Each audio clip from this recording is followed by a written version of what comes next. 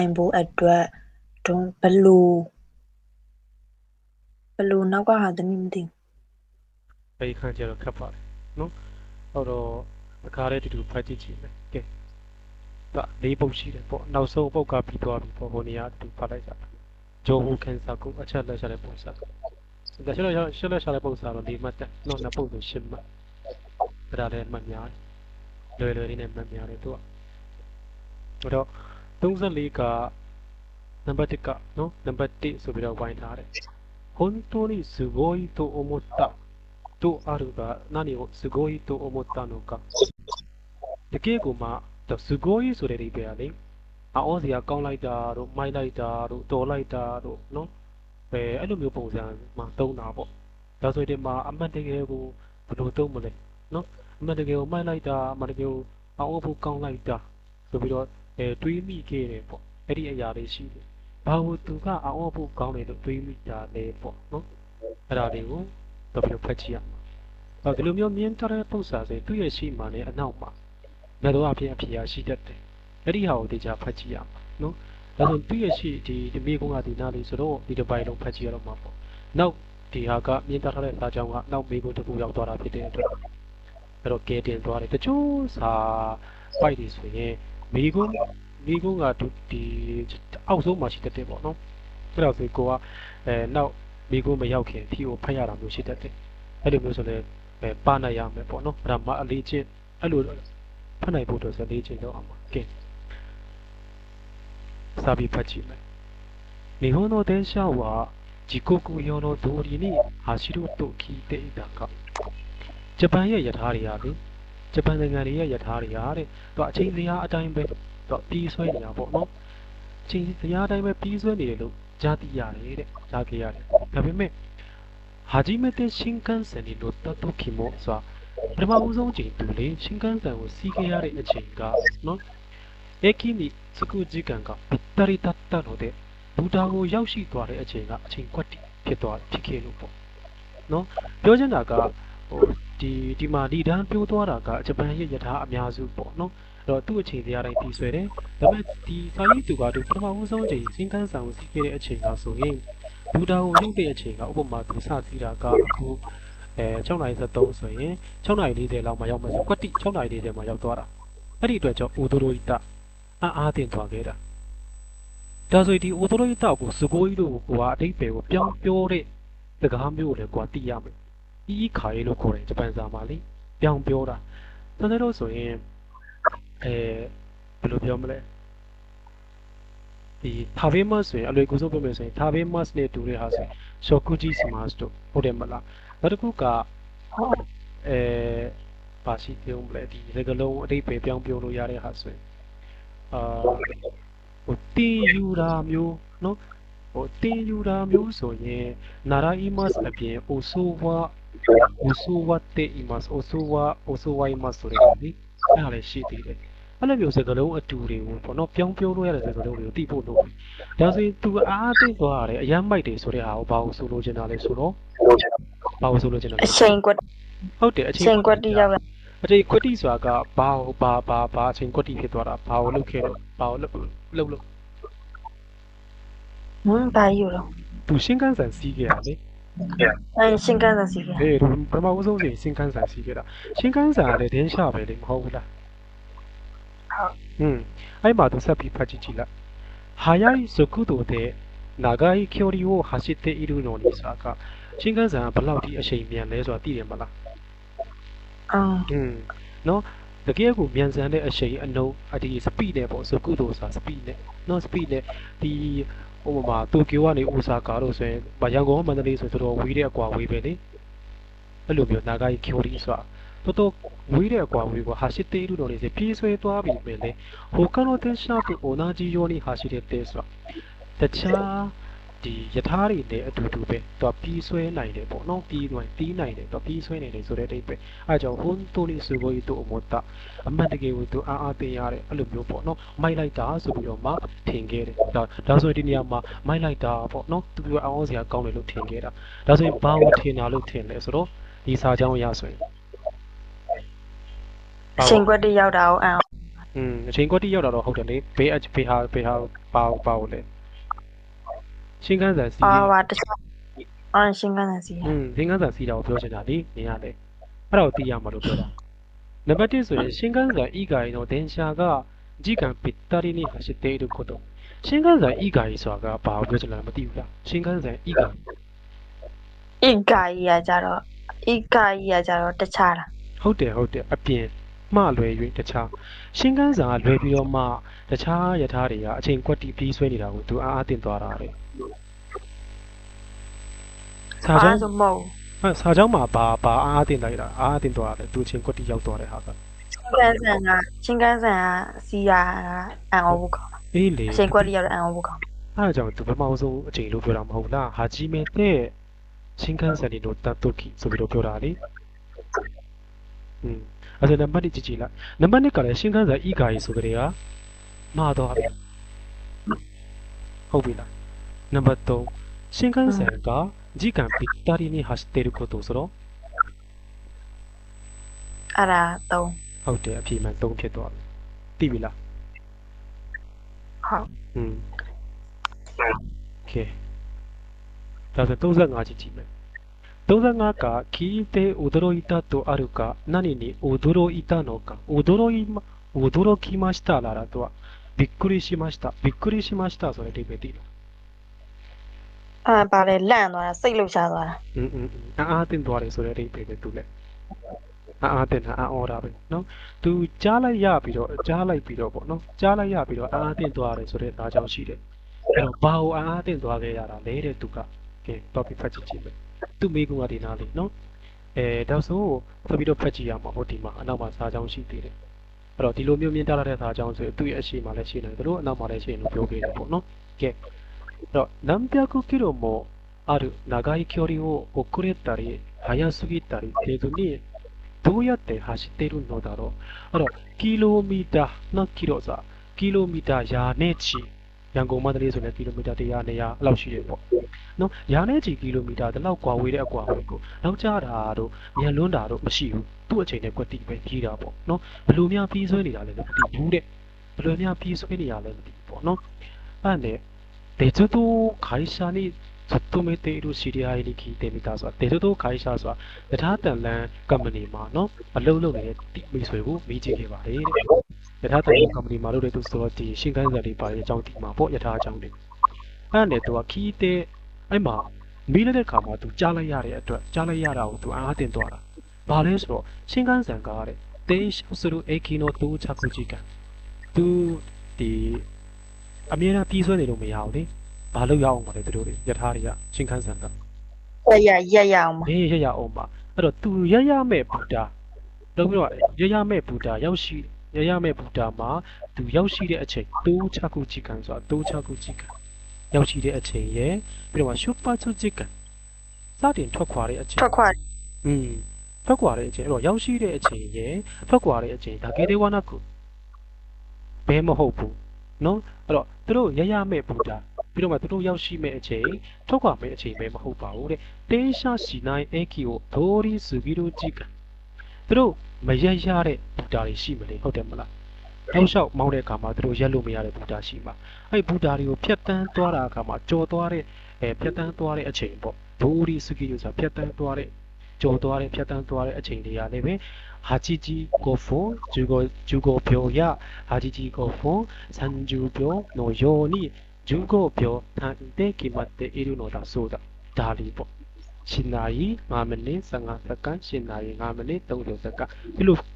မျိုးပုံစံနဲ့တော့15စက္ကန့်စီပေါ့နော်။သူ့ရဲ့ဒီပုံစံအတိုင်းပဲဟိုသတ်မှတ်ထားတာတဲ့အဲ့လိုမျိုးသူကြားလိုက်ရတယ်ပေါ့။အဲ့လိုမျိုးကြားလိုက်ရတယ်။နော်အဲ့တော့運転士ဆိုတာကဒီ新幹線မောင်းတဲ့သူပေါ့။နောက်新幹線မောင်းတဲ့သူその細かく決められた時間を守るためအဲ့တော့အသေးစိတ်ဒီသတ်မှတ်ထားတဲ့အချိန်ကိုပေါ့နော်အသေးစိတ်သတ်မှတ်ထားတာဆိုတာ7နာရီ5မိနစ်15နာရီထွက်မယ်ဆိုရင်7နာရီ5မိနစ်30စက္ကန့်မှာရောက်မယ်။ဒါဆိုရင်ဘယ်နှစက္ကန့်အချိန်ကဘယ်နှစက္ကန့်မှာသွားရမယ်ထွက်ရမယ်ရောက်အောင်မယ်ဆိုတော့15စက္ကန့်ပေါ့။ဒါတို့သတ်မှတ်ထားပြီးသား။အဲ့ဒီဟာကိုတို့ကလိုက်နာရတယ်ပေါ့နော်။အဲ့ဒါကိုတို့ကချိန်အဲ့လိုမျိုးသူကအားအသင့်သွားတာဒါဆိုခုနကဒီ1.3လေးမှာကြည့်လိုက် ဘာလို့လဲဆိုတော့နောက်ဘေးကွန်းတစ်ခုရောက်သွားလို့လေဆန်စေတို့အားကြောင့်နံပါတ်1ကြည့်လိုက်到着出発時間駅を通過する時間အဲ့တော့သူတို့ဒီရမဲ့ဘူတာရောက်ရှိရမယ့်အချိန်ရယ်ပြီးတော့ထွက်ခွာရမယ့်အချိန်ရယ်ပြီးတော့သူတို့မရမဲ့ဘူတာတွေဖြတ်တန်းသွားရမယ့်အချိန်ကဟိကျော်ကြီးတကယ့်ကိုအလိုအမင်းကိုခိုမခက်ကူဆိုတာအနုစိတ်အသေးစိတ်ခီးမင်းလာတဲ့တေကိုခုတ်တော့တတ်မှတ်ထားတယ်ဆိုတဲ့အကြောင်း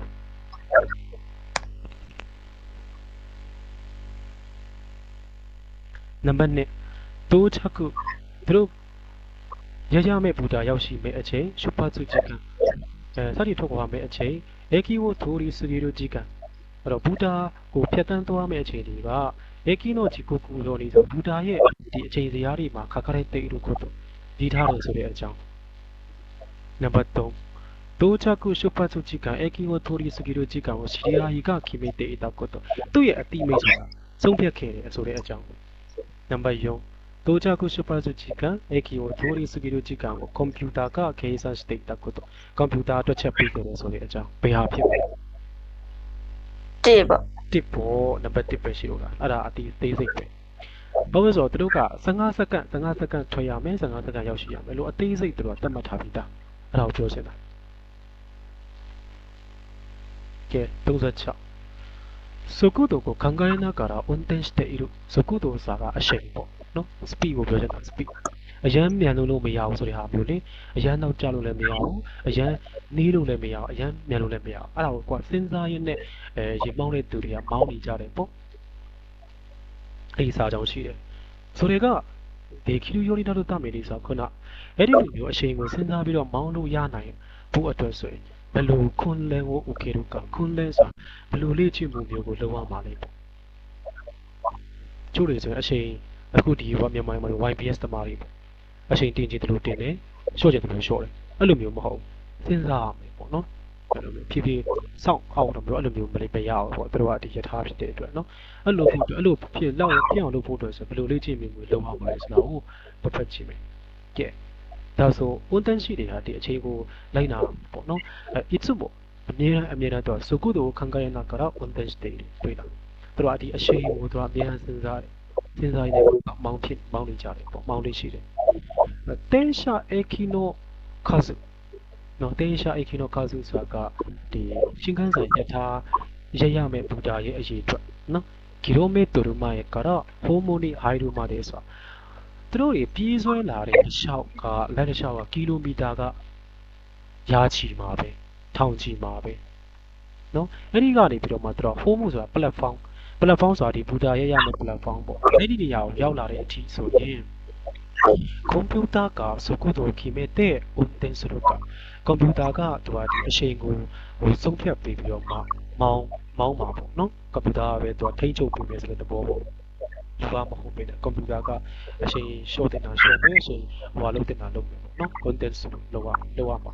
ဆိုတော့အေးကကြီးကကွန်ပျူတာကဒီအချိန်ကိုတတ်မှတ်ပြီးတော့ဂျန်တဲ့ဟာတွေကိုပေါ့နော်ဆိုတဲ့အေးကကြီးဆိုတာဂျန်တဲ့ဟာတွေကိုကျတော့ content ရှိတာ content ဆိုရေမောင်းတဲ့သူကမောင်းရမှာဟုတ်ပြီလားအဲ့တော့ဒီသူရမဲ့ဘူတာဒီအရေးအတွက်ပေါ့နော်အရေးအတွက်ဆိုတာကခုနကကီလိုမီတာရာနဲ့ထောင်ချီအဲ့လိုမျိုးဒီ platform ဘူတာ gate ထိပေါ့နော်အဲ့တော့ဘူတာထိရောက်လာတဲ့အထိဆိုဘူတာကဒီအချိန်ကိုတွက်ချက်ပြီးမယ်ဆိုတဲ့သဘောမျိုးပေါ့နော်ထိန်းချုပ်ပြီးမှမောင်းနေပြီးမှအဲ့ဒါအပြင်ဒီဂျန်တဲ့ဟာဆိုရင်တော့ရေမောင်းတဲ့သူကတထားမောင်းတဲ့သူကပဲမောင်းနေရမယ်次の駅に着くまでの残り時間のこれနောက်ဘူတာကိုရောက်ဖို့အထိဂျန်တဲ့ချိန်တွေနဲ့距離ကိုကိုယ်ကいつもအမြဲတမ်း意識しသိရှိထားမယ်ပေါ့နော်သိရှိထားမယ်ဆိုတာဒီမောင်းရဲ့သူကသိရှိရမယ်頭の中でခေါင်းထဲမှာ一番適度な速度を計算して走らせているのだそうだခေါင်းထဲမှာထည့်ထားရမယ်ပေါ့နော်အရင်ကြီးလည်းမြန်လို့မရဘူးအရင်ကြီးနေလို့လည်းမရဘူးအဲ့လိုတွက်ချက်ထားရမယ်ဆိုတဲ့အဓိပ္ပာယ်最後にနောက်ဆုံးမှာホームの決まった位置に電車を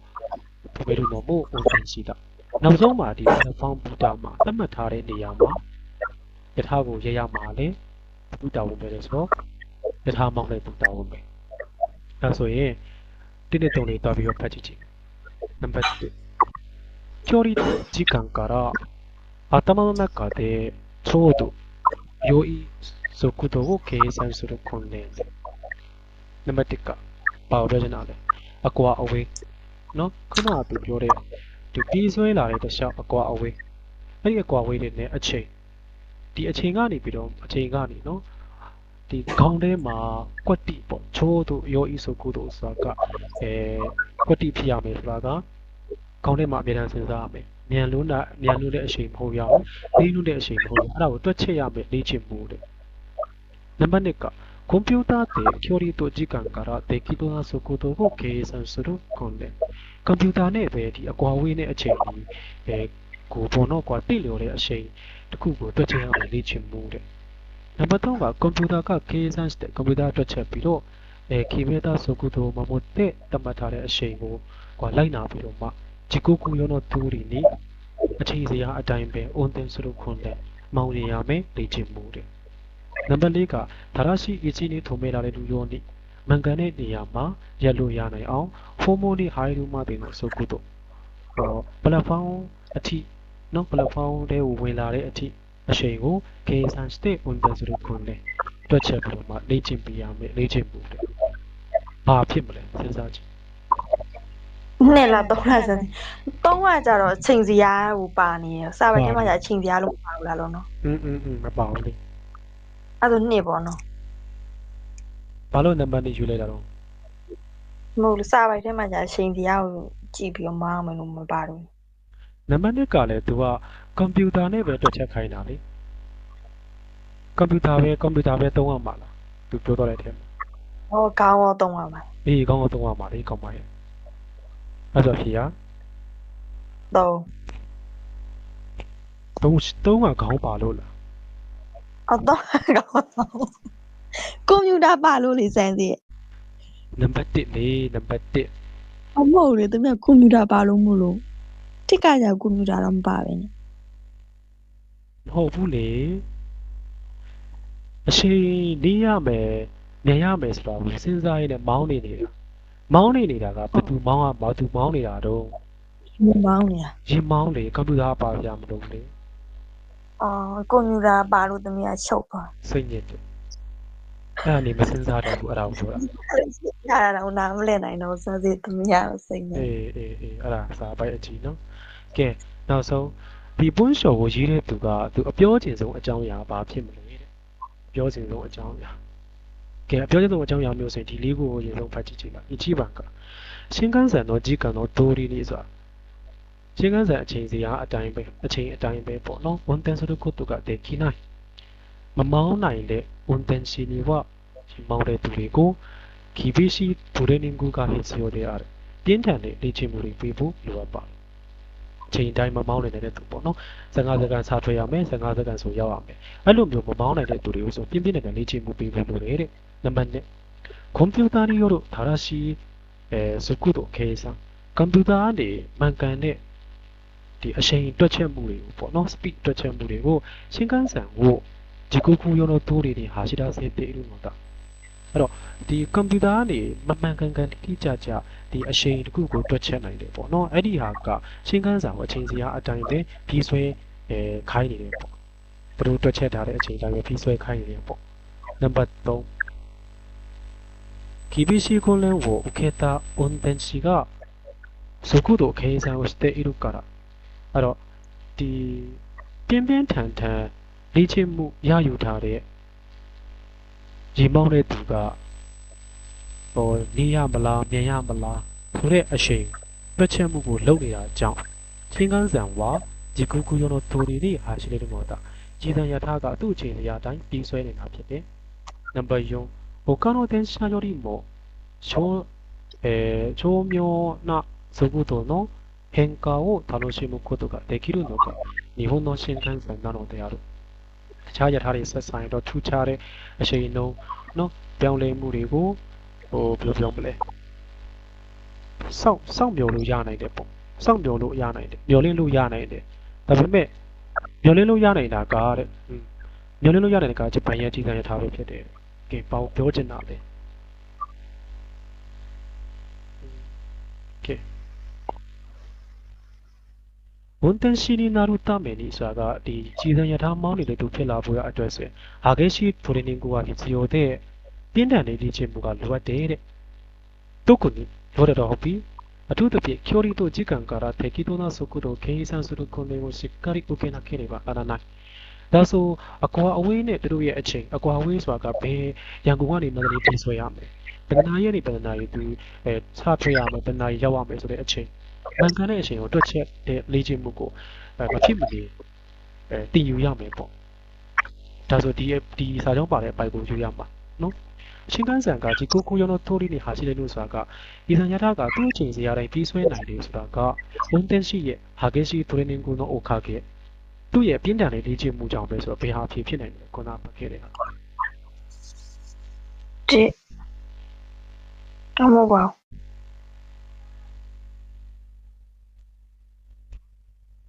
ပြင်းထန်တဲ့လေ့ကျင့်မှုတွေပေးရမယ်ဆိုတဲ့ဟာ မပြောချင်ဆုံးအကြောင်းအရာလေမပြောချင်ဆုံးအကြောင်းအရာကဒီမှာပါသွားပြီလေလေ့ကျင့်ပေးဖို့တော့လိုတော့ဟုတ်တယ်ဒါပေမဲ့အဲ့ထဲမှာအထူးသဖြင့်သူပြီးဆွဲရမယ့်အကွာအဝေးရှိမယ်ပြီးရင်စထွက်ရမယ့်အချိန်နဲ့ရောက်ရမယ့်အချိန်ရှိမယ်အဲ့ဒါကိုအတိချာလေးတိကျမှန်ကန်တဲ့အချိန်နှုန်းကို speed ကိုတွက်ချက်တဲ့နော်လေ့ကျင့်မှုမျိုးတိတိကျကျခံယူရမှာတဲ့အဲ့လိုမျိုး